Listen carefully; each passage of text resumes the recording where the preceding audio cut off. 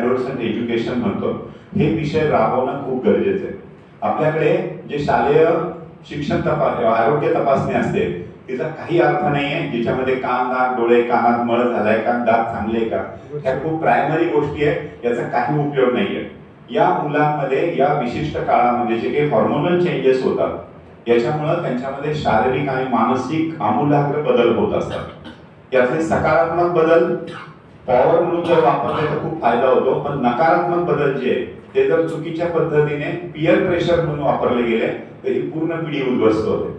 आज 25 वर्ष झाले या सेक्टरमध्ये मी काम करतोय.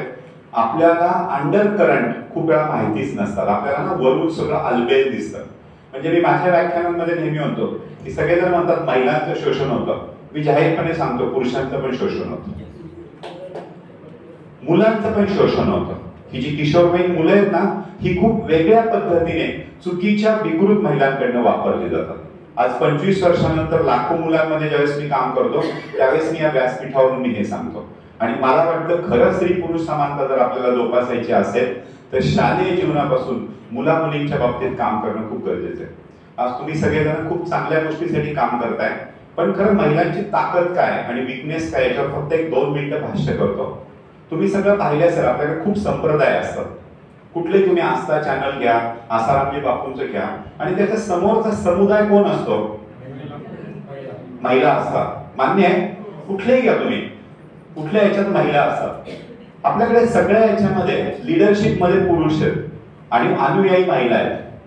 तुम्हाला असं वाटतं का परमेश्वराने तुमच्यावर अन्याय केलाय? परमेश्वराने पुरुषाला बुद्धिमत्ता जास्त दिली आणि स्त्रीला कमी दिली असं कुणाला वाटतंय? वाटत असेल तर तो गैरसमज डोक्यातून काढून टाका. बुद्ध्यांक सगळ्यांचा सारखा आहे, प्रॉब्लेम मनोवृत्ती मधला आहे. पुरुष हा नेहमी व्हर्टिकली विचार करतो आणि स्त्री हॉरिझॉन्टली विचार करते. आज तुम्ही सगळेजण अमूलचं उदाहरण नेहमी घेता, सगळ्यांना माहिती आहे अमूल, माहिती आहे ना? अमूलचा काढा कोण आहे माहिती आहे? महिला आहेत सगळ्या. तिथल्या सगळ्या महिलांचं ऍव्हरेज इन्कम 5 लाख रुपये. स्टडी करा, गुगलवर आहे हे सगळं. सगळ्या महिला तो व्यवसाय चालवतात, महिला सेव्हिंग करतात, महिला टेकली सॉइल झाले आहेत, त्यांची अकाउंट आहेत. आणि त्याच्या पुढचे हाईट सांगतो, त्या सगळ्या महिला शेअर मार्केटमध्ये ट्रेडिंग करतात.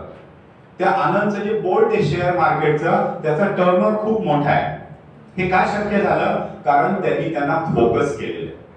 महिलांना कधी कधी असं वाटतं की आम्ही वेगवेगळ्या क्षेत्रामध्ये काम करू शकतो, पण दुर्दैवाने त्याच्यामुळे एक ना धड भाराभर चिंध्या अशी अवस्था वाटायला येते. पुरुष हा नेहमी फोकस असतो आणि म्हणून तो व्हर्टिकली प्रोग्रेस करतो. स्त्रियांना पण कुठल्याही एका क्षेत्रामध्ये जर दैदिप्यमान काम करायचं असेल आणि त्यांचे फॉलोअर निर्माण करायचे असतील तर त्यांनी पुरुषांची ही मानसिकता अडॉप्ट करायला पाहिजे. फोकस असलं पाहिजे. मी हे पण करते, मी ते पण करते, ते पण करते. कधी कधी त्यांना त्याचा अभिमान असतो, पण जर तुम्हाला उल्लेखनीय काम करायचं असेल तर या गोष्टीचा पण तुम्ही अभ्यास करणं गरजेचं आहे. आणि पुरुष खूप वेळा चाणक्य नीती वाचतात, महिला मात्र चाणक्याच्या कुठल्याच पुस्तकांचा अभ्यास करत नाही. आणि हे कलियुग आहे. कलियुगामध्ये चाणक्य नीती 100% अप्लाय होते. जसे कलियुगाचा आराध्य दैव श्रीकृष्ण आहे. कारण का? तो टाकाशी टाक, महाटाकाशी महाटाक, मित्राशी मित्र, जिथं ठोकायचं तिथं ठोकायचं. सगळ्या कॅटेगरीमध्ये श्रीकृष्ण आहे.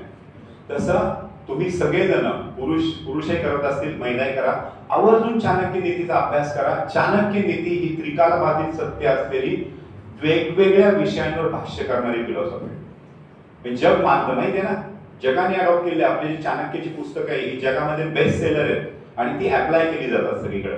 तर महिलांनी पण या सगळ्या गोष्टींचा अभ्यास करावा, जेणेकरून महिलांवर जे अन्याय होतात ते देखील होणार नाही. आणि +20 इयर्स आहे. प्रत्येक गोष्ट जर तुम्हाला चांगली करायची असेल तर 20 वर्षानंतर काय होणार आहे याचा जे विचार करू शकतात ते यशस्वी होतात. आणि महिला या लॉंग व्हिजन मध्ये कमी पडतात. तर ही जी व्हिजन आहे ही पण महिलांनी डेव्हलप करणं गरजेचं आहे. तर खऱ्या अर्थाने स्त्री पुरुष महिला समानता हे सगळं उद्देश साध्य होईल. आणि आज तुम्ही एकल महिलांसाठी जे काम करताय त्या एकल महिलांना परिस्थिती खडतरच आहे, त्यांना सगळं फेस करायचंय. मग जर त्या या क्रायटेरियावरती जर त्या सक्षम झाल्या, मानसिकदृष्ट्या जर त्या सक्षम झाल्या तर त्या स्वतः पण विकसित होतील आणि त्यांच्यासारख्या अनेक एकल महिलांसाठी त्या काम करू शकतील. मला वाटतं कुठल्याही सामाजिक कार्याचं आउटपुट काय असतं तर एकातून अनेक कार्यकर्ते निर्माण झाले पाहिजे. ते खरं आउटपुट आहे.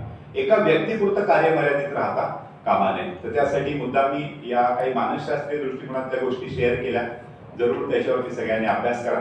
तुम्ही सगळ्यांनी मिळून आमचा उभयतांचा सत्कार केला त्याबद्दल सर्वांचे मनपूर्वक धन्यवाद.